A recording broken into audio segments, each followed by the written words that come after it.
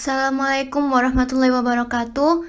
Kami dari kelompok 2 akan menjelaskan materi mengenai beton.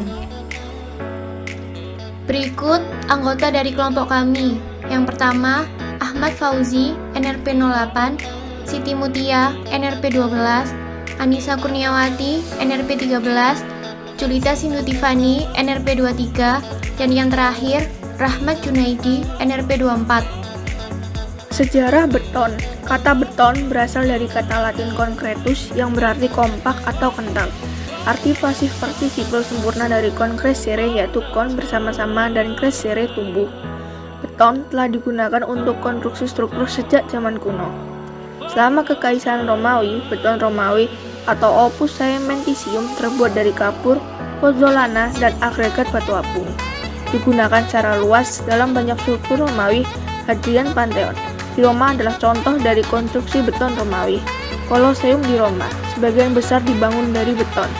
Setelah kekaisaran berlalu, penggunaan beton menjadi langka sampai teknologi ini kembali dirintis pada pertengahan abad ke-18.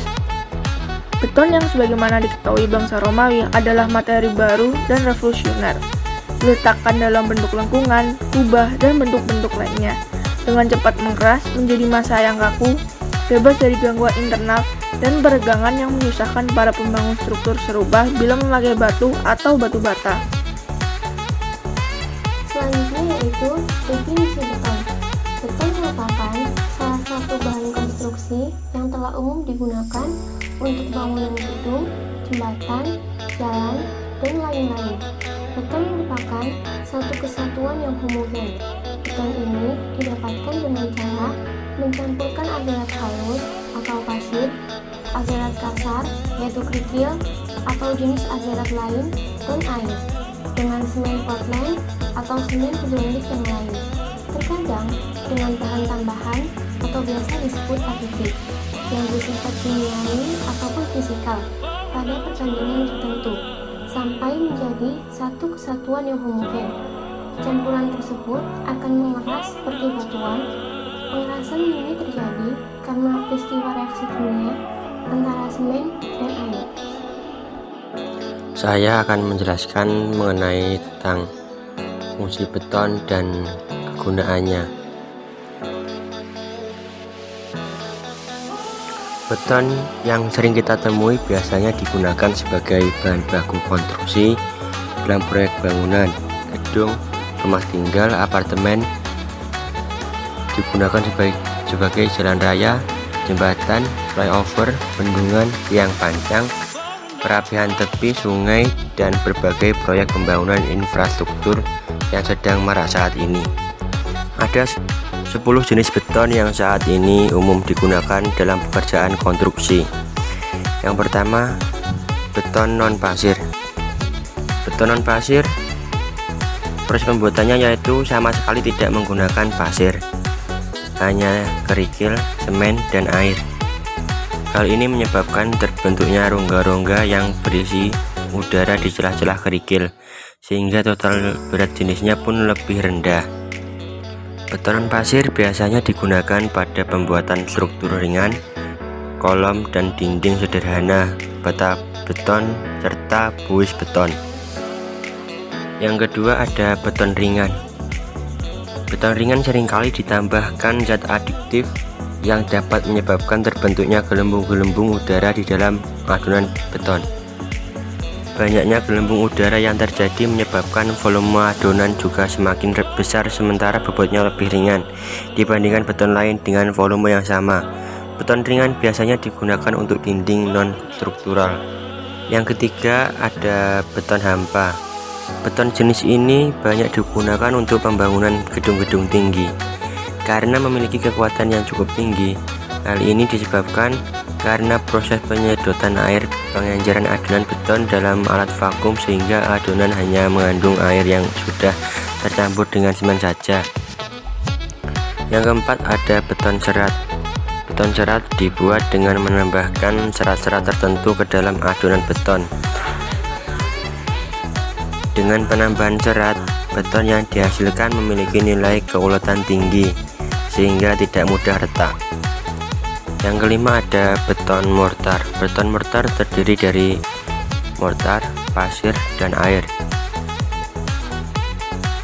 Ada 3 macam mortar yang sering digunakan antara lain semen, kapur, dan lumpur. Beton massa adalah penuangan beton yang sangat besar di atas kebutuhan rata-rata. Umumnya beton massa memiliki dimensi yang cukup berukuran lebih dari 60 cm. Beton ini digunakan dalam pembuatan pilar-pilar bangunan, fondasi berukuran besar, dan juga bendungan. Yang ketujuh yaitu beton bertulang. Beton bertulang adalah adukan beton yang diberi tulangan dari baja. Penambahan tulangan baja ini akan meningkatkan kekuatan terhadap gaya tarik dan juga duktilitas struktur bangunan. Beton bertulang cocok digunakan dalam struktur dengan bentangan yang lebar, seperti jalan raya, jembatan, plat rantai, dan sebagainya. Yang ke-8 ada beton prategang. Beton prategang adalah beton bertulang yang tulangan bajanya diberi tegangan lebih dulu sebelum dicor, sehingga kuat untuk menyangga struktur dengan bentangan lebar. Yang ke-9 ada beton pracetak. Beton pracetak adalah beton yang dicetak terpisah di luar area pekerjaan. Hal ini biasanya dilakukan karena terbatasnya lahan area pekerjaan dan juga karena alasan kepraktisan. Pengerjaan bangunan dapat dipersingkat sehingga lebih efektif dan efisien. Yang terakhir ada beton siklop. Beton jenis ini menggunakan bahan tambahan agregat yang berukuran besar, sekitar 15-20 cm dalam adonan beton. Hal ini untuk meningkatkan daya tahan beton untuk digunakan dalam pengerjaan bangunan yang bersinggungan dengan air, seperti jembatan dan bendungan. 3 fungsi utama beton boros. Yang pertama, fungsi resapan air. Fungsi resapan air yang dimaksud adalah beton yang biasanya digunakan pada jalan maupun trotoar ini memiliki rongga-rongga yang ditujukan untuk meresapnya air supaya tidak terjadi genangan saat hujan tiba. Yang kedua, fungsi estetika. Biasanya beton poros dicetak dengan berbagai macam warna, dan seringkali beton jenis ini digunakan pada jalan di taman-taman supaya memiliki nilai estetik karena jalannya memiliki beraneka ragam warna. Dan yang ketiga, fungsi perkerasan beton. Dari sifat beton itu sendiri, yaitu keras, dapat menahan gaya tekanan. Adapun bahan untuk membuat beton poros, yang pertama adalah semen dan air untuk perekat, dan batu pecahan untuk pengisi, dan bahan aditif FCK untuk mempercepat laju lagi saat fase semen. Dan adapun cara membuat beton poros, yang pertama siapkan keempat bahan tersebut, lalu campurkan semen, batu pecahan, dan bahan tambahan aditif, lalu aduk hingga merata. Setelah itu tuangkan air secukupnya. Setelah itu aduk hingga merata lagi. Setelah tercampur dengan merata, lalu tuangkan ke cetakan, lalu tunggu hingga beberapa saat hingga kering. Setelah kering, beton poros bisa digunakan. Pemanfaatan beton poros salah satunya diaplikasikan pada jalanan, yang diharapkan dapat mencegah terjadinya genangan ataupun banjir yang bisa membahayakan pengendara. Pori-pori beton poros yang cukup besar akan menyerap air dengan cepat, kemudian masuk ke sistem drainase dan kembali menjadi air tanah. Teknologi ini tentunya telah diformulasikan untuk dapat menahan kendaraan yang melintas di atasnya. Juga membuat jalanan menjadi lebih dingin saat musim panas.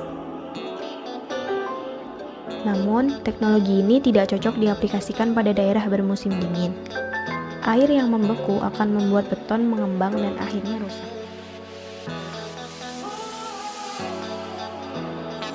Thanks for watching.